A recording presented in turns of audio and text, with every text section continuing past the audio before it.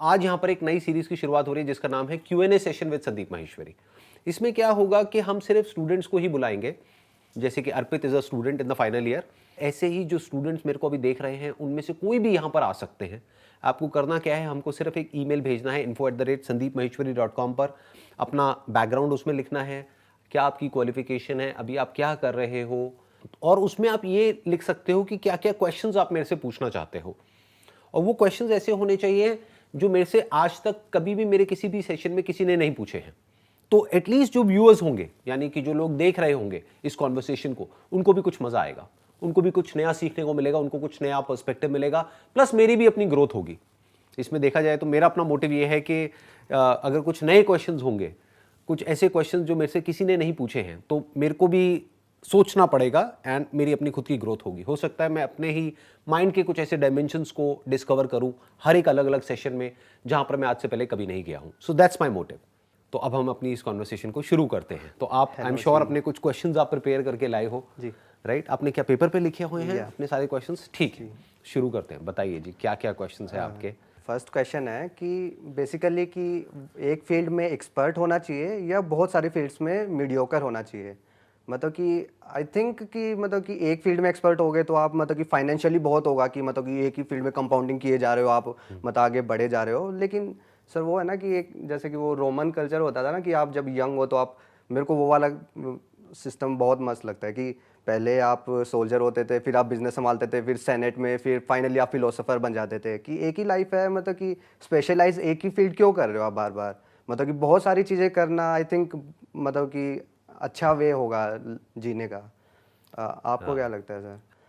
Basically देखो, इसका कोई हार्ड एंड फास्ट रूल नहीं है। ऐसा नहीं है कि यही तरीका सही है। For example Sachin Tendulkar is there, उन्होंने अपनी पूरी लाइफ डिवोट कर दी क्रिकेट के लिए। तो क्या वो सही है या वो गलत है? ऑब्वियसली सही है, क्योंकि उन्होंने आने वाली पूरी की पूरी एक जनरेशन के लिए एक एग्जाम्पल सेट कर दिया।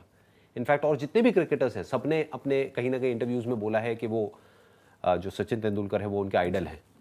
राइट, वो आइडल क्यों बन पाए? क्योंकि उन्होंने एक ही चीज पर फोकस किया।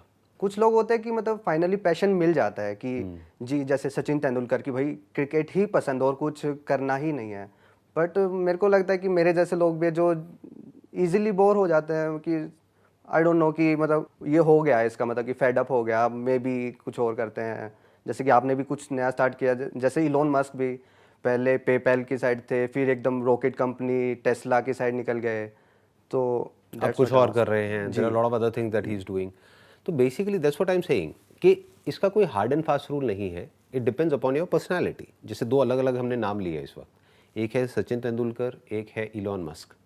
दोनों का अपना स्टाइल ऑफ वर्किंग बिल्कुल अलग है, दोनों की अपनी फील्ड बिल्कुल अलग है, दोनों की फील्ड के डायनामिक्स बिल्कुल अलग है। क्रिकेट में you can't afford to do a lot many other things, क्योंकि अगर आप बहुत कुछ करने की कोशिश करोगे तो क्रिकेट से आपका ध्यान हट जाएगा। बट बिजनेस में क्या होता है कि अगर एक बार आप एक अच्छी टीम बिल्ड कर देते हो, एंटरप्रेन्योरशिप में basically it's all about team building, तो फिर आपको बहुत ज़्यादा इन्वॉल्व वहाँ पर होने की ज़रूरत नहीं है। आपको सोचना है और एग्जीक्यूशन के लिए there are people who are better than you. क्योंकि दो अलग अलग चीज़ें हैं, एक है आइडिएशन यानी कि सोचना, एक है एग्जीक्यूशन। तो इलॉन मस्क की क्या स्ट्रैटेजी है? वो सब कुछ खुद नहीं एग्जीक्यूट करते हैं। ऐसे ही स्टीव जॉब्स ने जो भी किया उन्होंने खुद तो सब कुछ एग्जीक्यूट किया ही नहीं। तो it's more about your own personal calling. इसका कोई हार्ड एंड फास्ट रूल नहीं है। और उसमें ये नहीं है कि आपने अगर ये किया है तो पूरी ज़िंदगी आपको यही करना पड़ेगा। जैसे मैं अगर अपना आपको एग्जांपल दूं तो मैंने शुरुआत कहाँ से करी? एक बहुत ही छोटे लेवल से अपने घर से ही एज अ फोटोग्राफर शुरुआत करी। फिर फोटोग्राफी मैंने छोड़ दी। एक फोटोग्राफर के लिए या किसी भी क्रिएटिव इंसान के लिए सबसे बड़ा चैलेंज ये होता है कि जब वो एक लेवल पे पहुंच जाता है अब उसको छोड़े कैसे? क्योंकि जैसे ही हम कैमरा किसी और को देते हैं तो वो उस लेवल पे शूट नहीं कर सकता जिस लेवल पे हम कर सकते हैं। क्वालिटी बिल्कुल ड्रास्टिकली डाउन हो जाती है। मतलब उस वक्त जो फोटोग्राफी कर रहे थे हमारी टीम में, तो वो बहुत ही बेकार थी, क्योंकि उन्होंने शुरुआत करी थी। ऑब्वियसली बेकार होनी ही थी। वो सीख रहे थे, ज़्यादातर ने तो यहीं पे मेरे से ही सीखा था। उन्होंने कोई प्रोफेशनल कोर्स भी नहीं किया था कहीं से। तो जब मैंने उनको सिखाया तो मुझे पता था कि अभी कुछ टाइम तक वो लेवल नहीं आएगा, बट फ्यूचर में वो मेरे से बहुत बेटर करेंगे। तो वो लेवल आ गया एक दिन। आज की अगर बात करी जाए तो जो फोटोग्राफर्स हमारी कंपनी में हैं वो मेरे से फार बेटर हैं। आप कह सकते हो 1000 टाइम्स बेटर है। तो फोटोग्राफी मैंने करी और छोड़ दी। इसी तरीके से फिर बिजनेस किया, बिजनेस को ये तो नहीं कह सकते कि पूरी तरह से छोड़ दिया, बट अभी जो मेरा मेन फोकस है दैट इज दीज सेशंस, ये जो हो रहे हैं। तो ये दोनों अपने आप में एक बिल्कुल ही अलग अलग फील्ड्स हैं।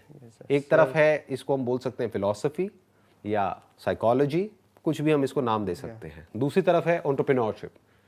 अब फ्यूचर में क्या करने वाला हूँ मुझे पता ही नहीं। अगर आप मुझसे पूछोगे कि 1 साल बाद आप क्या कर रहे होगे, जैसे अभी ये सेशन हो रहा है, क्या मुझे 1 साल पहले पता था कि ऐसा कुछ होने वाला है? नहीं, बट आज हो रहा है। ऐसे ही 1 साल बाद क्या होने वाला है, आई डोंट नो। मेरे को लगता था कि पर्सनली मेरे को नहीं पता, संदीप महेश्वरी सर को तो पता होगा कि 10 साल बाद तक मैं क्या करूंगा और वो सब, और आप कह रहे हो कि मेरे को 1 साल का भी नहीं पता है। मतलब कि ये हो सकता है कि सर आप अगर फेडअप हो गए तो मतलब कल को आप बोल दो कि भाई मैं नई कंपनी चला रहा हूँ, आप लोग चला लो, मतलब कि मैं तो बस यही करूँगा, या नहीं, ऐसा नहीं कि मैं फेडअप हो जाऊंगा तो ये करूंगा, क्योंकि अगर फेडअप हो करके हम चीज़ें छोड़ने लग गए फिर तो हम कुछ भी छोड़ देंगे। फिर तो फॉर एग्जांपल ये सेशन हो रहा है, इसको जो लोग देख रहे हैं, अगर मान लो कमेंट सेक्शन में उल्टा सीधा लिखने लग गए तो मैं फेडअप हो गया, तो क्या मैं ये भी छोड़ दूं? क्या मैं बिजनेस भी छोड़ दूं? क्या मैं सब कुछ छोड़ दूं? फिर अपनी रिलेशनशिप्स भी छोड़ दूं? तो I will not leave it because I am fed up of that. जैसे मैंने फोटोग्राफी छोड़ी, इसलिए नहीं छोड़ी कि मेरे को फोटोग्राफी पसंद नहीं थी, इसलिए क्योंकि मेरे माइंड में कुछ बड़ा चल रहा था। That was entrepreneurship. अब मेरे पास में 2 ऑप्शंस थे, एक कि मैं एक और बिजनेस कोई शुरू करूं, जैसे किसी भी और एंटरप्रेन्योर ने किया या करते हैं नॉर्मली, कि एक बिजनेस किया, वो सक्सेसफुल हो गया, एक लेवल पे पहुंच गया, अब दूसरा शुरू कर दिया, तीसरा कर दिया, चौथा कर दिया। May be like Bill Gates philanthropy की साइड। राइट, बट बेसिक अगर आप डायनामिक्स को समझोगे तो बिजनेस इज बिजनेस। उसमें नया क्या हुआ? कुछ भी नहीं, बस प्रोडक्ट अलग है, सर्विस अलग है जी, इंडस्ट्री अलग है, बट जो बेसिक्स है बिजनेस के वो तो सेम ही है ना। तो अगर आपने बिजनेस को मास्टर कर लिया है तो अब आपके पास में 2 चॉइसेस हैं। जैसे मेरे पास में 2 चॉइसेस थी कि या तो अलग बिजनेस में अपना पूरी एनर्जी लगाऊं, वहां से क्या होगा, I will make money, but पैसे की अपनी एक लिमिट है। एक लिमिट के बाद में जा करके, एक लिमिट तक तो वो इंपॉर्टेंट है, बट उसके बियॉन्ड जा करके तो इंक्रीमेंटल बेसिस पे वो आपको खुशी नहीं देता है, वो आपको सेटिस्फैक्शन नहीं देता है। तो ये 2 अलग अलग पाथ्स हो गए। एक हो गया अपने पैशन को फॉलो करने का पाथ, उसको आप बोल सकते हैं इनसाइड आउट, कि जो अंदर से हो रहा है उसको हम बाहर एक्सप्रेस कर रहे हैं। एक है बाहर जो सब कर रहे हैं वही हम कर रहे हैं, ज़्यादातर लोग ऐसे ही करते हैं। तो वो हमारी अपनी कॉलिंग है। ओके, तो इस क्वेश्चन का आंसर हो गया जी। सेकंड क्वेश्चन है कि जैसे कि वॉरेन बफेट हैं और काफ़ी एज तक अब भी अलाइव है और ठीक ठाक हेल्दी हैं, और लेकिन उनकी ईटिंग हैबिट्स बहुत ख़राब हैं। डेली कोक पीते हैं और मतलब कि मैकडोनल्ड्स के बर्गर खाते रहते हैं, और वो बहुत वाइज हैं, वैसे बहुत स्मार्ट है, एक्सट्रीमली स्मार्ट है। मतलब कि उनके इंटरव्यू सुनो, मैं बायोग्राफी भी पढ़ी है उनकी, वो एक्सट्रीमली स्मार्ट हैं, बट स्टिल वो कहते हैं कि जो स्ट्रेस फ्री लाइफ मिल रही है, जो अपनी मनपसंद का खाना खा के, कि वो जो घास फूस खाऊंगा मेरे को तो पसंद ही नहीं है, वो उससे अच्छा है कि मैं ये खा लूँगा, और मतलब वो उसके हिसाब से भी बहुत बढ़िया चल रही है उनकी, और मतलब लाइक अबाउ 90 हो गई उनकी एज और ठीक ठाक चल रहे हैं। और मेरे को तो काफ़ी मतलब कि वो लगता है, मतलब कि हाँ ये भी किया जा सकता है। मतलब बेसिकली मैं खाता बहुत कम हूँ, मतलब खाने का तो ज़्यादा शौक है ही नहीं, पर स्टिल मतलब कि आप कहते हो कि मतलब बिल्कुल ही नहीं खाना चाहिए, कचरा और ये सब, बट वॉरेन बफेट कहते हैं और वो सब, तो मेरे को काफ़ी वो लगता है कि ये किया नहीं, जा मैं सकता कभी है। भी ये नहीं कहता कि बिल्कुल भी नहीं खाना चाहिए। मैं हमेशा बैलेंस की बात करता हूँ। मैं कहता हूँ बीच का रास्ता पकड़ो, एक्सट्रीम में कभी मत जाओ। किसी भी चीज़ के एक्सट्रीम में जाना बुरा है। एक एक्सट्रीम हो गया कि आप सिर्फ कचरा ही खा रहे हो, जी, एक एक्सट्रीम हो गया कि आप सिर्फ हेल्दी ही खा रहे हो, जो आपको चाहे टेस्ट नहीं अच्छा लग रहा, मन नहीं कर रहा खाने का, बस ज़बरदस्ती खाई चले जा रहे हो। तो उससे क्या होगा, साइकोलॉजिकली स्ट्रेस क्रिएट होगा। तो इन दोनों के बीच का जो रास्ता है that is always better than going in an extreme. तो आप वॉरेन agree बफेट कर का रहे जो हो आप कि- एग्जांपल ले रहे हो वो बेसिकली और भी बहुत सारे फैक्टर्स हैं। अभी आप सिर्फ एक स्टैंड पॉइंट से देख रहे हो। इसमें कोई शक नहीं है कि वो उनकी जो डाइट है या जो उनकी ईटिंग हैबिट्स है वो खुद बताते हैं अपने काफ़ी सारे इंटरव्यूज़ में कि डेली अपना एक बर्गर खा रहे हैं और कोक पी रहे हैं और लार्ज कोक और मतलब whatever it is. Breakfast he burger से हो रहा है उनका। राइट, तो ये एक पॉइंट हो गया। तो एक तरह से आप कह सकते हो कि डाइट के पॉइंट ऑफ व्यू से वो कुछ गड़बड़ कर रहे हैं, इसमें कोई डाउट नहीं है, because that is junk food. हर एक की लाइफ में कुछ ना कुछ गलत होता है, कुछ ना कुछ सही होता है। मेरी लाइफ में भी है, आपकी लाइफ में भी है, उनकी लाइफ में भी है, बट डिपेंड करता है कि वो सही क्या कर रहे हैं उसको कॉम्पनसेट करने के लिए। सही क्या कर रहे हैं, वो अपने पैशन को फॉलो कर रहे हैं। Basically for him the stock market is more like a game जिसको वो खेल रहे हैं। तो हेल्थ ऐसा नहीं है कि अगर हम अच्छा खा लेंगे तो हम हेल्दी हो जाएंगे, क्योंकि उससे तो बॉडी ठीक होएगी ना। बट बॉडी से इंपॉर्टेंट क्या है, माइंड। आप कह सकते हो दोनों ही जरूरी है, बट अगर दोनों में से आप मेरे से पूछो ज्यादा इंपॉर्टेंट क्या है, ऑब्वियसली माइंड। किसी की बॉडी बहुत हेल्दी है, बहुत फिट है, बाहर से दिखने में बिल्कुल परफेक्ट है, बट अंदर से परेशान है, तो उससे पूछो उस हेल्थ का करेगा क्या भाई। तो हम ये नहीं कह सकते कि अगर वो कुछ गलत कर रहे हैं तो मैं भी वो गलत करूंगा तो मेरी लाइफ में भी वो सब सही हो जाएगा, मेरी भी एज 90+ हो जाएगी, ऐसा नहीं है। क्योंकि अगर होलिस्टिकली आप देखोगे तो आपको समझ आ जाएगा कि वो अगर एक चीज़ गलत कर रहे हैं अपनी लाइफ में तो 10 चीज़ें सही भी कर रहे हैं। बट इसका मतलब ये नहीं है कि हम भी वो एक चीज़ गलत करें। आइडियली अगर हम सही कर सकते हैं तो कर ले तो बेटर है। सो नेक्स्ट क्वेश्चन प्लीज हाँ नेक्स्ट क्वेश्चन बताइए। एक बंदा है ट्विटर पे, नवेल रविकांत, उनका एक ट्वीट है कि you want to be rich and anonymous, not poor and famous. क्योंकि फेमस लोगों की लाइफ बहुत मिजरेबल होती है ना, लेकिन आप फिर भी एक्सेप्शन लग रहे हो, आप मतलब कि क्वाइट हैप्पी लगते हो, मतलब कि और मतलब कि अगर पैसा आ जाए तो सच्ची में फेमस होने की कोई ज़रूरत नहीं है। मेरे को भी ऐसा लगता है कि मतलब कि एनोनिमस रहना ही बेस्ट रहता है। तो आपको क्या लगता है कि मतलब कि फेमस मतलब कि अच्छा है या बुरा है? होता क्या है कि जो फेम है वो एक तरह का बैगेज है। फेम के साथ में और बहुत सारी ऐसी चीज़ें आ जाती हैं जो आपको अंदर से तंग करती है। मतलब अगर आप फेमस हो तो आप बहुत पैसा कमा सकते हो, मतलब कि कुछ भी सेल करके, या मतलब बेसिकली फॉलोअर्स और वो सारी चीज़ें। ऐसा तो नहीं है, लोग पैसे के चक्कर हाँ, में भी इसको ध्यान से समझना पड़ेगा। बहुत सारे लोग फेम को यूज़ करके पैसा कमाना चाहते हैं, बट ऐसा ज़रूरी नहीं है। क्योंकि पैसा जो कमाया जाता है वो कमाया जाता है ट्रस्ट के थ्रू। ये एक बहुत बड़ी गलतफहमी है। अगर कोई ये सोचता है कि मैं फेमस हो गया, अब मैं नाम नहीं लूँगा किसी का यहाँ पर, बट एक लड़की है जो गाने गाती है, हाँ, और बड़े ही वाहियात गाने गाती है। जी, understood, आप समझ गए ना, मैं नाम नहीं ले रहा, ठीक है। तो वो बहुत फेमस है, उसको हर कोई जानता है, बट क्या वो उस फेम से पैसा कमा सकती है? बहुत बड़ा क्वेश्चन मार्क है। पैसा कमाया जाता है ट्रस्ट से। फॉर एग्जाम्पल सचिन तेंदुलकर, उनको जो एड्स मिलती है जहां से वो पैसा कमाते हैं, वो एड्स किस वजह से मिलती है? क्योंकि वो फेमस है या वो एक अच्छे क्रिकेटर है। जी, समझ गए ना अभी जो हमने एग्जांपल दिया था। अपना काम पे ध्यान रखो, अगर फेमस हो गए तो कोई प्रॉब्लम नहीं है उसमें। Right, that's a by product. Okay, name, fame, money is a by product. अगर तो वो एक बाय प्रोडक्ट है और आपका फोकस कुछ और है लाइफ में, तो कोई दिक्कत नहीं है। क्योंकि फिर क्या होगा, चाहे फेम आया चाहे गया, फेम तो आता जाता रहता है जी, उसको नाम ज़्यादा कभी फर्क भी नहीं अच्छा हो जाता पड़ेगा। है, कभी खराब हो जाता है। एक कंट्रोवर्सी होने की देर होती है, जो लोग तारीफ कर रहे होते हैं वही बुराई करने लग जाते हैं। फेम आ जाता है, चला जाता है। आज कोई फेमस है, कल कोई और हो जाता है। आज कोई और न्यूज़ में आ रहा है, कल कोई और आ जाता है। और आजकल तो न्यूज़ भी 1-2 दिन से ज़्यादा नहीं टिकती है, राइट। तो फेम भी ज़्यादा नहीं टिकता है। तो अगर किसी को ये अंदर से कीड़ा आ जाए कि भाई मेरे को तो फेमस होना है और फेमस रहना है, तो वो बहुत उल्टे सीधे काम करने लग जाएगा या करने लग जाएगी उस फेम के चक्कर में। फिर वो फंसते चले जाएंगे, वो फेम उनको फंसा देगा। किस किस तरह से फंसा देगा उसकी कोई लिमिट नहीं है। ऐसे भी बहुत सारे एग्जांपल्स हैं। और वही लोग मिजरेबल होते होंगे मोस्ट प्रोबेबली। वो ही मिजरेबल होते हैं, आप समझ गए, क्योंकि वो फेम के पीछे भाग रहे हैं। जैसे फॉर एग्जांपल अगर आप मेरी बात करो तो I don't enjoy fame, but मजबूरी है, क्या करूं। अब ये जो काम कर रहा हूं इसमें वो साथ में आ रहा है। सर वैसे ग्रेटिट्यूड फील होता है कि लोग आ रहे हैं कि मैंने इसके लिए काम किया है, लोग मतलब कि थैंक यू बोलने आ रहे हैं, मतलब कहीं पे? बिल्कुल भी नहीं। आप मतलब परेशान होते हो, मतलब कि ज़्यादा फर्क ही नहीं पड़ता? ना मैं परेशान होता हूँ ना मैं खुश होता हूँ, मेरे को फर्क नहीं पड़ता है। जैसे कोई आया, सर सेल्फी ये वो वटेवर, हाँ ठीक है करो और जाओ, बस खत्म। तो I am not happy about it. उसमें खुश क्या होना है जी, उसमें परेशान क्या होना है? I am controlling this aspect in a way जिस तरह से मैं करना चाहता हूँ। ओके। मैं किस तरह के जगह पे जा रहा हूँ, किन लोगों से मिल रहा हूँ, क्या कर रहा हूँ, उस सब के पीछे एक थॉट प्रोसेस है। इन सब का विजन है आपका कि आगे पूरा विजन है कि फेम को किस लेवल तक रखना है और कहाँ तक नहीं रखना है।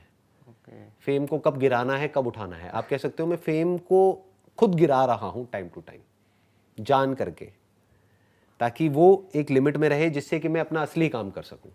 क्योंकि अगर फेम ज़्यादा हो गया तो मैं बोल नहीं सकता फिर।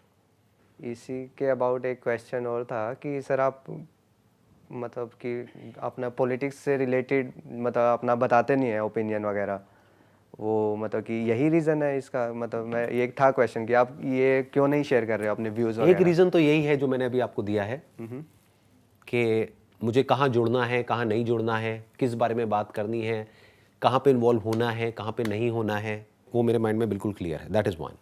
2, मैं न्यूज़ नहीं पढ़ता हूँ, रेयरली पढ़ता हूँ। जैसे कुछ बहुत बड़ा हो जाता है तो पढ़ लेता हूँ। तो जब न्यूज़ ही नहीं पढ़ता हूँ तो मेरे को एक्चुअल में नॉलेज नहीं है कि पॉलिटिक्स में क्या हो रहा है, किस लेवल पे हो रहा है। तो जिस चीज़ की मेरे को नॉलेज ही नहीं है उसके बारे में मैं क्या बात करूँ। जो भी करूँगा वो फैक्ट्स के बेस पर नहीं होगी। अब मेरे को अगर फैक्ट्स एक्यूमुलेट करने हैं तो मैं फिर पूरे डीप में एक्यूमुलेट करूंगा, तो अगर मैं पूरी एनर्जी वहां लगा दूंगा तो मैं फिर ये काम कैसे करूंगा जो अभी मैं कर रहा हूँ। नेक्स्ट क्वेश्चन पूछता हूँ सर। पूछिए जी। जी, एक मैं अभी लेटेस्ट बुक पढ़ रहा था, आउटलायर्स, मे बी आपने पढ़ी होगी। वो बेसिकली मतलब जो आउटलायर्स, वो मतलब कि जो एक्सट्रीमली सक्सेसफुल होते हैं ना, मतलब कि स्पोर्ट्स एथलीट्स या फिर टेक बिलियनियर्स, उनकी मतलब कि लाइफ्स को स्टडी किया है कि मतलब कि क्या क्या पैटर्न्स थे कि सक्सेसफुल बंदों के, कि कैसे ने क्या क्या किया है। तो उन्होंने मतलब कि ऑफ कोर्स उन्होंने बोला था कि मतलब हार्डवर्क और स्किल, ये सारी चीज़ें ज़रूरी थी, लेकिन उन्होंने एक वर्ड यूज़ किया था, आर्बिट्रेरी एडवांटेजेस हुई थी मतलब बहुत सारे लोगों को। मतलब कि हॉकी प्लेयर्स से लेकर मतलब कि, और बिल गेट्स और वॉरेन बफेट ने भी खुद भी एक्सेप्ट किया ना कि हम बहुत लकी थे बहुत सारे वेज में। उन्होंने बताया कि मतलब कि बहुत कम प्रोबेबिलिटी थी उन सिनेरियोज की। तो मैं आपका ओपिनियन जानना चाहता था कि मतलब कि आपको क्या लगता है, आप एग्री कर रहे हो कि आप भी मतलब कि सम सॉर्ट ऑफ एडवांटेजेस हुई हैं उल्टी सीधी जिनकी वजह से आप यहाँ पहुँच गए, या मतलब मोस्टली खुद ही बन एक तो नंबर वन, मैंने वो बुक नहीं पढ़ी है तो मुझे आइडिया नहीं है आप किस कॉन्टेक्स्ट में कह रहे हो। As far as advantages are concerned, तो एडवांटेजेस क्या होती हैं बेसिकली, जैसे फॉर एग्जांपल अगर बिल गेट्स की बात करी जाए तो उनके पास में क्या एडवांटेज थी, फर्स्ट मूवर एडवांटेज। उसके बाद में बहुत लोग आए जिन्होंने सॉफ्टवेयर एज अ प्रोडक्ट बेचने की कोशिश करी, लेकिन तब तक वो लीड ले चुके थे जी। ऐसा हर फील्ड में होता है। अगर आप हमारी भी बात करो तो जिस वक्त हम आए उस वक्त इस फील्ड में देयर वर पीपल जो पहले से कर रहे थे, लेकिन कोई भी उस तरीके से नहीं कर रहा था जिस तरीके से हमने किया। तो आप कह सकते हो एक वे में कि हमको फर्स्ट मूवर एडवांटेज मिला, क्योंकि जिस नीश को हमने पकड़ा उस नीश में कोई और नहीं था, तो we got that first mover advantage. और आज अगर कोई आता है तो उसके लिए इतने बड़े लेवल पे एक उसको बिल्ड करना it's going to be very very challenging. Very challenging sir. उन्होंने मतलब कि मतलब पूरा अच्छे से बताया, पूरा चैप्टर था बिल गेट्स के ऊपर कि जब कंप्यूटर मतलब कि एक्सप्लोड हो रहे थे, मतलब कि स्टार्टिंग ही हुई थी, तो कुछ मतलब 5 या 10 स्कूल्स में ही थे मतलब कि उस टाइप के पीसीज थे जो मतलब कि आगे जाके बने। उनमें से एक में बिल गेट्स थे। ऊपर से मतलब कि फैमिली का भी मतलब कि फुल सपोर्ट और वो सारी चीज़ें, मतलब कि बहुत कम चांसेस थे ना कि किसी बंदे के यहाँ पर उस जगह पे पहुँचने के। तो इसलिए वो कि मतलब कि अगर वो कहीं और पैदा हुए होते, उस स्कूल में ना होते, तो मतलब बहुत बड़ा मतलब कि एडवांटेज थी वो और किसी भी बंदे से। नहीं, अगर आप ध्यान से देखोगे तो वो अकेले नहीं थे, और भी उनके जैसे बहुत सारे लोग थे जी, जो उन्हीं के बैकग्राउंड से थे या उनसे ज़्यादा क्वालिफाइड थे, उनसे ज़्यादा उनकी ट्रेनिंग हुई थी, उनसे बेटर उनका एजुकेशनल बैकग्राउंड था, उनसे ज़्यादा उनको नॉलेज थी, लेकिन फिर भी वो आगे निकल गए, वो नहीं निकल पाए। उसके पीछे क्या रीज़न है? मतलब कि ऑफ कोर्स उन्होंने मतलब कि हार्ड वर्क किया होगा और वो एक्सट्रीमली स्मार्ट होंगे। हाँ, ये थोड़ा सा यहाँ पे समझना पड़ेगा कि हम हार्ड वर्क को बहुत ज़्यादा इंपॉर्टेंस देते हैं लाइफ में। It's not so much about hard work जो उन्होंने किया या और भी किसी ने भी किया या वॉरेन बफेट ने किया। अगर आप वॉरेन बफेट की अभी बात कर रहे थे थोड़ी देर पहले, अगर उनकी भी बात करें तो क्या हार्ड वर्क किया उन्होंने, अगर आप उनको ध्यान से पढ़ेंगे, उनकी बुक्स को पढ़ेंगे, स्टडी करेंगे, समझने की कोशिश करेंगे डिटेल में, तो उन्होंने एक्चुअल में कोई हार्ड वर्क नहीं किया। हार्ड वर्क मतलब फिजिकल लेबर या फिर माइंड वाइज बहुत ज़्यादा, जैसे कोई साइंटिस्ट है उसको आप कह सकते हो हार्ड वर्क कर रहा है, मतलब 20 साल तक कोई रिसर्च करी जिसके लिए हज़ारों बार एक्सपेरिमेंट किया, हज़ारों बार फेल हो गए, फिर जा करके फाइनली कुछ ऐसा डिस्कवर किया जो आज से पहले कभी नहीं हुआ था, उसको आप कह सकते हो हार्ड वर्क। वॉरेन बफेट ने क्या किया, बेंजामिन ग्राम, उनकी एक बुक है द इंटेलिजेंट इन्वेस्टर, पढ़ी है सर मैंने। राइट, तो वो उनके गुरु हैं, राइट, पास जाके ही उन्होंने, उनके पास जा करके सीखा, नंबर वन। तो उन्होंने क्या किया, एक सिस्टम जो पहले से बना हुआ था उस सिस्टम को समझा, मतलब आप कह सकते हो एक प्रूवन सिस्टम जो बेंजामिन ग्राहम ने अपनी पूरी लाइफ में इंप्लीमेंट किया और उसको सक्सेसफुली इंप्लीमेंट किया, सिर्फ इंप्लीमेंट नहीं किया, उसमें सक्सेस को अचीव किया। He achieved close to around I think 21%, more than 21 और 22% year on year CAGR। That is nothing less than a miracle at that point in time, जब इतना कुछ हो रहा था दुनिया में, वर्ल्ड वॉर हो रही है, ये हो रहा है, वो हो रहा है, that was in 1950s and all, right जी। तो अब अगर आप वॉरेन बफेट की बात करोगे तो he was in the golden age, तो इस वे में अगर आप बोलो तो यस, उनको एडवांटेज ज्यादा मिला बेंजामिन ग्राहम से जी। और वो अमेरिका में पैदा हुए, वो अमेरिका में पापा भी स्टॉक ब्रोकर थे, वहीं से तो ये इसको बोलते हैं बेसिकली बैकवर्ड चीजों को देखना, कि हम यहाँ पर बैठ करके पीछे देखें और बोले कि देखो ये हुआ, ये हुआ, ये हुआ, अगर ये नहीं होता तो वो नहीं होता। बट लाइफ ऐसे नहीं चलती है, लाइफ बैकवर्ड नहीं चलती है। टाइम आज से गुजरे हुए कल में जा रहा है या आने वाले कल में जा रहा है, आने वाले जा राइट रहे हैं। तो आप ऐसे नहीं देख सकते ये नहीं हुआ होता तो वो नहीं हुआ होता। अरे अगर वो नहीं हुआ होता तो शायद कुछ और हुआ होता। जी आप समझे, मतलब उनके अंदर, वॉरेन बफेट के अंदर कुछ ऐसा था, कुछ ऐसा उन्होंने सीखा था। अब आप कहते हैं कि भाई उस टाइम पे अगर उन्होंने उन 4 कंपनीज में इन्वेस्ट नहीं किया होता तो उनकी वेल्थ 100 गुना नहीं हुई होती 10 साल में। तो 4 में नहीं किया होता तो किसी और में किया होता। 100 गुना नहीं होती तो हो सकता है 200 गुना हो गई होती, 200 गुना नहीं हुई होती तो हो सकता है 50 गुना हो गई होती, राइट? तो you are getting where I am coming from. But उनके फंडामेंटल स्ट्रांग थे। इतने सालों तक जो उनकी कंपनी ने रिटर्न दी है, more than 20%, close to around 20% CAGR year on year, बहुत बड़ी बात है। वो कैसे दे पाए? इतनी कंसिस्टेंसी कहां से आ पाई? इसका मतलब there was a system which he was following, right? ये हम बोल सकते हैं। बट अगर हम ये बोलते हैं कि उनको ये मिला, ये एडवांटेजेस मिले जिसकी वजह से वो उस लेवल तक पहुंच पाए, तो I don't by that point. Because अगर उनकी जगह किसी और को मिल गए होते वो एडवांटेजेस, क्या बेंजामिन ग्राम के एक ही स्टूडेंट थे? क्या उनके एक ही स्टूडेंट थे? नहीं, बहुत सारे। पर सारे वॉरेन बफेट क्यों नहीं बन पाए? तो कहने का मतलब है कि और लोग थे जिनके पास में उनसे ज्यादा एडवांटेजेस थे, जिनका बैकग्राउंड उनसे बेटर था, जिनके पास में उनकी फैमिली का बेटर सपोर्ट था, जिनके पास में पैसा उनसे ज्यादा था, जिनके पास में नॉलेज ज्यादा थी, फिर भी वो नहीं कर पाए, ये कर गए। क्यों? उसके पीछे क्या रीजन है? ऐसे भी सोचना पड़ेगा। तो उसके पीछे जब हम रीजन ढूंढने लग जाएंगे तो हमको एक ही रीजन मिलेगा। अगर एक तार जो सबको जोड़ देती है, जो किसी भी फील्ड में कोई भी सक्सेसफुल हुआ है, क्या है सर वो? That is learning. अपने फेलियर से भी सीखना, अपनी सक्सेस से भी सीखना, दूसरों औरों की के फेलियर से भी सीखना, दूसरों औरों के की success सक्सेस से भी सीखना। इसके अलावा क्या है बताओ? ये सबसे बड़ी एबिलिटी है। जी। जब आप और रीजन ये आपको सब में मिलेगी, सब में। ऐसा कोई नहीं हो सकता जिसमें ना मिले, चाहे वो किसी भी फील्ड में सक्सेसफुल हुआ है। तो ये अगर आप कहते हो तो समझ आता है। बट ये जो बुक के कॉन्टेक्स्ट में आप बात कर रहे हो कि उनको कुछ ऐसा मिला, अरे उनसे ज्यादा पता नहीं कितनों को मिला। सर वो मतलब कि मैं क्लैरिफाई कर देता हूँ, वो ये नहीं कह रहे थे कि सिर्फ ये रीजंस थे। वो कहते हैं कि मतलब कि ऑफ कोर्स उन्होंने बाकी सब भी किया, मतलब कि लर्निंग भी की थी, थोड़ी जेनेटिकल एडवांटेजेस थी, वो सारी चीज़ें थी। लेकिन अगर मतलब कि कुछ आर्बिट्रेरी ऐसी एडवांटेजेस होती है, वो सही टाइम पे पैदा हुए, अमेरिका में पैदा हुए, क्या पता नॉर्थ कोरिया में पैदा हुए, तो मतलब क्या ही कर पाते, स्टॉक मार्केट ही नहीं है और वो सारी चीज़ें। इस तरह की रिसर्चेस में प्रॉब्लम पता है क्या होती है?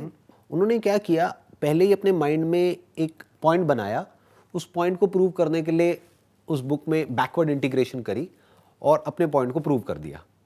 और लोग पढ़ेंगे, वो कहेंगे हाँ बात तो सही है, ऑब्वियसली सही है, बट इसकी और भी बहुत सारी साइड्स हैं जिसको वो टच नहीं करेंगे। क्यों नहीं करेंगे? क्योंकि वो उनके पॉइंट को प्रूव नहीं करेगी, उसको डिसप्रूव कर देगी। For example, one point could be कि आपने ये तो सब पकड़ लिया कि उनके क्या क्या एडवांटेजेस थे, कि वो इस साल में यहां पे पैदा हुए, उनको ये मिला, उनको ये मिला, उनको ये मिला। उनके डिसएडवांटेजेस कहां हैं? है उस बुक में? आपने पढ़ी है? आप बताओ। पूरी नहीं पढ़ी है सर, क्या बता नहीं नहीं पढ़ी होगी। नहीं सर, 2-3 चैप्टर बचे हुए हैं सर, पूरी नहीं पढ़ी बीच में। अभी तक जितनी पढ़ी है, नहीं नहीं, अभी तक जितनी पढ़ी है उसमें कहीं डिसएडवांटेजेस की बात करी उन्होंने? नहीं सर, नहीं करी। तो उन्होंने तो ये इनकम्प्लीट नहीं होगी रिसर्च। मे अगर उनके पास में तो सही रहेगा एडवांटेजेस थे, बिल गेट्स के पास में, वॉरेन बफेट के पास में, या किसी के पास में भी, इलॉन मस्क के पास में, तो डिसएडवांटेजेस भी तो थे। वो कहां हैं? अगर वो आ गए तो उनका ये पॉइंट प्रूव नहीं हो पाएगा। आप समझ गए? एक थ्योरी है जो पहले ही उन्होंने अपने माइंड में बना ली है, उस थ्योरी को प्रूव करने के लिए वो बुक को इस तरीके से डिजाइन कर दिया है कि आप जैसे जैसे उस बुक में जाते चले जाओगे, आपको विश्वास होता चला जाएगा, अच्छा ये होता है। क्योंकि this is what most people want to believe. जी। दे वांट टू बिलीव कि अच्छा उसके पास में ना कोई स्पेशल एडवांटेज थी जिस वजह से वो आज उस लेवल पे है। अगर उसकी जगह मैं होता तो मैं भी होता। ये तो और कुछ ज्यादा बिकेगी भी सर, मतलब कि ऐसे ही बुक्स लोग पढ़ना चाहेंगे कि राइट, क्योंकि वो उन्हीं के पॉइंट को उनके सबकॉन्शियस लेवल पे, उनके ना करने के डिसीजन को, क्योंकि एक्शन लेना मतलब अपने आप में एक बहुत बड़ी स्ट्रगल। तो उनकी स्ट्रगल की स्टोरी कहां है? दूसरी तरफ से कुछ ऐसी बुक्स होंगी जो सिर्फ और सिर्फ स्ट्रगल को ही दिखा रही हैं, उनके एडवांटेजेस को नहीं दिखा रही, वो भी इनकम्प्लीट हो गई। सर आपके हिसाब से सबसे ज़्यादा सक्सेसफुल पर्सन कौन है मतलब अभी, और मतलब कि क्या डेफिनेशन है उसकी?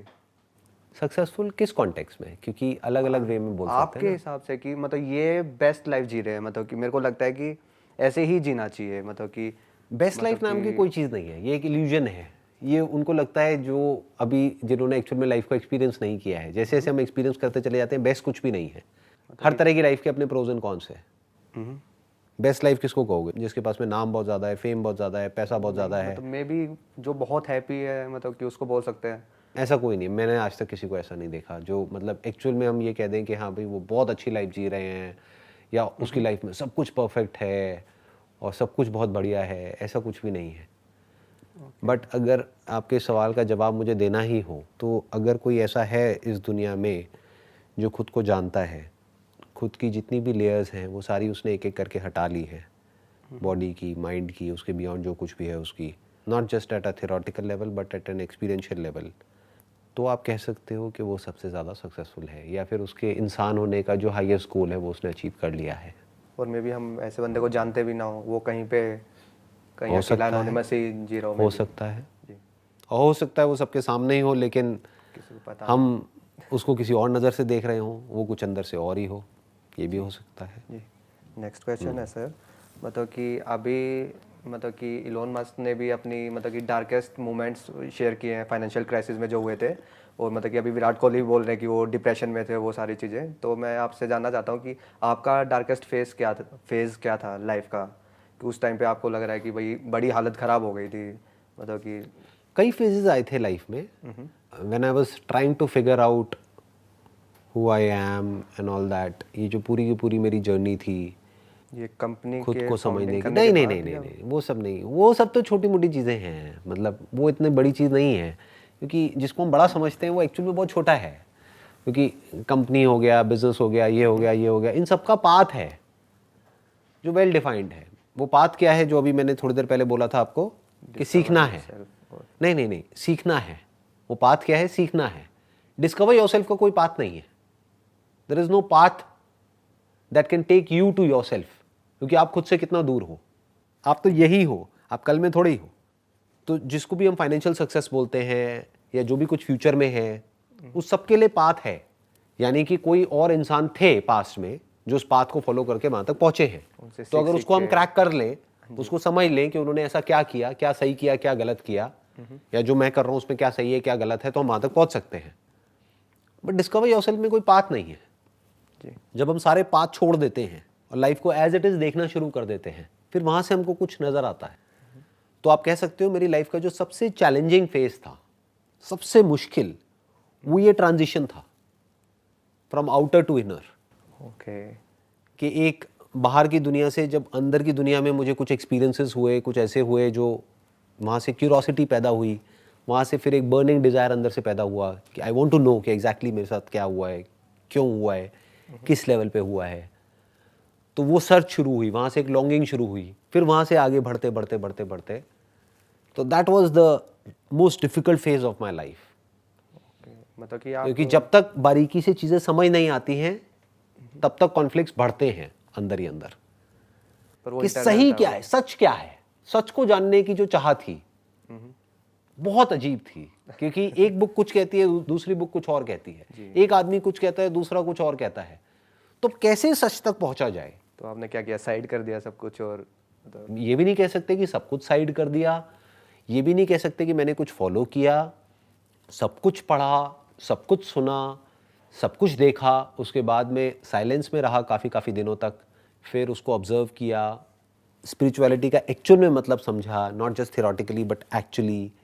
तो वो आप कह सकते हो that was like quite a interesting phase of my life.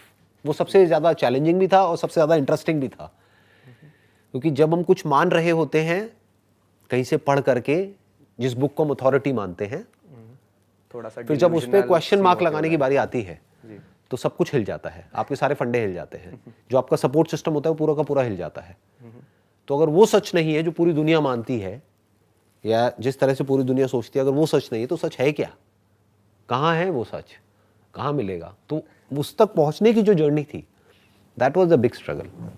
Sir. आपकी मतलब कि मोस्ट ऑफ द थिंग्स की आपकी कुछ अंडरस्टैंडिंग है, और मतलब कि और काफ़ी सारी चीज़ें पहले से ही डिसाइडेड थी। कोई ऐसी बड़ी चीज़ बताइए सर जिसमें आपने अपना माइंड चेंज कर लिया हो अभी कुछ सालों में, कि मैं पहले ये सोचता था, अब मेरे को लगता है कि ये सही था, मैं इस बात में गलत था। आप कह सकते हो कि अब ये जो बर्थ और डेथ का जो कॉन्सेप्ट था overall, that was like quite challenge for me. अभी जो मैं बात कर रहा था कि मेरी स्ट्रगल क्या थी, तो that was one of the biggest struggles to find out the truth of the concept of rebirth और री इनकारनेशन और रिसरेक्शन। ये सच है, वो सच है, वो सच है, ये सब अलग अलग कॉन्सेप्ट्स हैं। तो इसमें से रियलिटी क्या है, बर्थ क्या है, डेथ क्या है, तो वो सब जो फिगर आउट करने वाला था ना, वो जैसे मैं सोचता आया था बचपन से, या जैसे सब सोचते हैं, उससे बिल्कुल एक अलग थॉट प्रोसेस है। जो रियलिटी है वो सबसे बिल्कुल अलग है। तो क्या है सर रियलिटी? मतलब जो समझने में मुझे इतने साल लगे वो 2 मिनट में ऐसे ही बता दूं मे रियलिटी बी क्या। सर मैं उस फिगर आउट सेंटेंस करो। को पकड़ के रखूंगा सर, मे बी फ्यूचर में समझ आ कोई जाए सर। फायदा नहीं है, फिर आप बैकवर्ड चलोगे, आपको कैसे पता कि वो सच है? हो सकता है वो बकवास हो, वो तो मेरी रियलिटी है ना, वो तो मैंने डिस्कवर किया है, हो सकता है वो गलत हो, तो आप खुद डिस्कवर करो कि सच क्या है। सर मतलब कि कौन सा बड़ा क्वेश्चन है जो आप स्टिल फिगर आउट करने की कोशिश कर रहे हो कि इसके बारे में मैं मतलब कि नहीं पता है मेरे को कि इसका आंसर क्या है? फिलहाल तो कुछ नहीं है। सब कुछ फिगर्ड आउट है, मतलब सॉर्टेड है। आई डोंट नो, मतलब I can't say that everything is figured out, but अभी कोई ऐसा क्वेश्चन नहीं है, क्योंकि मेरे माइंड में जितने भी जो भी कुछ था उस सबको मैं क्वेश्चन कर चुका हूँ। क्वेश्चन कर करके अब एक ऐसे लेवल तक पहुँचा हूँ जहाँ पे आगे क्वेश्चन करने के लिए कुछ है नहीं। जी। Where there is no role of an intellect, where everything is just as it is, जैसा है सो है। क्वेश्चन क्या होता है? क्वेश्चन एक स्टैंड पॉइंट से होता है। क्वेश्चनिंग की भी अपनी एक लिमिटेशन है। एक ऐसी स्टेज आ जाती है क्वेश्चनिंग की जहाँ पर क्वेश्चन करते करते क्वेश्चनर ही डिजॉल्व हो जाता है। There is no questioner there. तो जब कोई क्वेश्चनर ही नहीं है तो क्या क्वेश्चन उठेगा? The very questioner dissolves. तो ज़्यादा हो जाएगा, आगे बढ़ते हैं। हाँ जी सर, शायद ज़्यादा डीप हो गया सर। हाँ, मैं वही कह रहा हूँ, थोड़ा आगे बढ़ते हैं। हाँ, हाँ सर, लास्ट टाइम किस चीज़ के लिए आप लेट थे? मतलब कि मे बी मीटिंग और कोई फंक्शन हो? मैं लेट नॉर्मली होता नहीं हूँ, मतलब मैं काफ़ी टाइम से चलता हूँ। अगर लेट कभी हुआ भी हूँ तो मे बी 2-4 मिनट 5 मिनट से, और फिर मैं अपोलोजाइज़ करता हूँ इमीडिएटली। जैसे आज का भी सेशन था तो टाइम से पहले हमने शुरू किया है। जी। 12 बजे का टाइम था और 11:50 पे आई थिंक हमने शुरू कर दिया था सेशन। नेक्स्ट क्वेश्चन है, लास्ट टाइम कब आप मतलब रोए थे? कब रोए थे? जी। बट क्यों पूछ रहे हो? इससे आपको क्या वो नहीं होगा? मतलब कि आप भी मतलब कि क्या फ्रीक्वेंसी है आपकी रोने की, मतलब थोड़ा उससे पता चलेगा ना आपके बारे में कि आपकी लाइफ कैसे चलती है। अभी कुछ ही दिन पहले there were some tears of happiness which were there. जी। बिजनेस रिलेटेड या फैमिली? नहीं, बिजनेस में क्या है? बिजनेस का क्या है? बिजनेस इज नथिंग ऐसे ही। तो more to do with something else, like से मैंने बताया ना, tears of joy, tears of happiness. Sir next question है कि अभी मतलब कि ये होता है ना कि हैबिट्स के हिसाब से ही बंदा चलता है। आपके बारे में जानना चाहता हूँ कि आप किस हैबिट्स पे काम कर रहे हो, कि एक हैबिट जो आप मतलब कि ब्रेक करने की कोशिश कर रहे हो, या फिर एक नई हैबिट जो आप फॉर्म करने की कोशिश कर रहे हो? आपने वर्कआउट पे मैं थोड़ा और ज़्यादा कंसिस्टेंट होने की कोशिश कर रहा हूँ। That's a bit of a challenge for me. आप जिम जाते हो या सिर्फ स्पोर्ट्स? जिम जाता हूँ, जिम जाते हो। उसमें मैं कंसिस्टेंट होने की पूरी कोशिश कर रहा हूँ। वो मेरा एक स्ट्रगल चल रही है। और कोई effort बैड चल रहा हैबिट है। जिसको ब्रेक करने की कोशिश कर रहे हो? हाँ, आप कह सकते हो खाने पीने को लेकर के थोड़ा सा वो, मतलब दैट्स माय वीक एरिया। पहले तो आप काफ़ी अनफिट थे सर, आपने पहले शेयर किया ना। पहले अनफिट था, फिर फिट हो गया, फिर वापस से थोड़ा सा अनफिट हो गया, फिर से फिट होना है। तो ये स्ट्रगल है जो चलती रहती है जी। At a surface level. आप कह सकते हो बॉडी के लेवल पे ये स्ट्रगल चलती ही रहती है, और आई एम श्योर सभी की चलती ही रहती है, जो भी थोड़ा फिटनेस को लेकर के सीरियस है उसकी। नेक्स्ट क्वेश्चन पूछता हूँ सर, ये सॉर्ट ऑफ वो है कि फर्स्ट थिंग आपके दिमाग में क्या आ रही है इस वर्ड को देख के?